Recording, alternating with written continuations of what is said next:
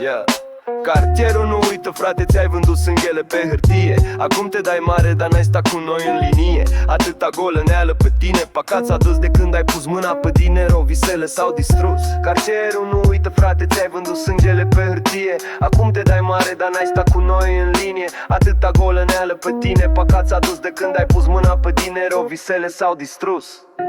Frate, îți spuneam că viața ne alege, nu ne vindem, dar tu ai ales banii și ai uitat cine te înțelege. Când eram la greu, ai plecat fără un cuvânt. Acum îți plătești prietenii și trăiești pe un alt pământ. Ai uitat cum râdeam pe stradă, cu mâncarea în mână, cum împarteam visuri. Nu erau bani pe masă, frate, da, aveam lume. Acum dai din gură, dar nu mai simți sinceritate. Ai schimbat doar fața, dar înăuntru nu mai ești același, frate. Cartierul nu uită, frate, ți-ai vândut sângele pe hârtie. Acum te dai mare, dar n-ai stat cu noi în linie. Atâta golăneală pe tine, păcat s-a dus de când ai pus mâna pe dinero. Visele s-au distrus. Cartierul nu uită, frate, ți-ai vândut sângele pe hârtie. Acum te dai mare, dar n-ai stat cu noi în linie. Atâta golăneală pe tine, păcat s-a dus de când ai pus mâna pe dinero. Visele s-au distrus.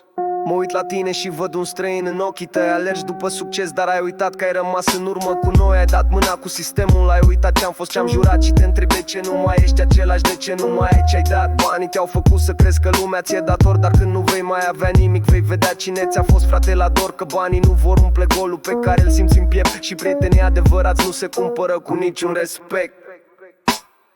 Cartierul nu uită, dar tu nici n-ai rămas. Ai ales banii și ai uitat ce înseamnă, frate, adevărat.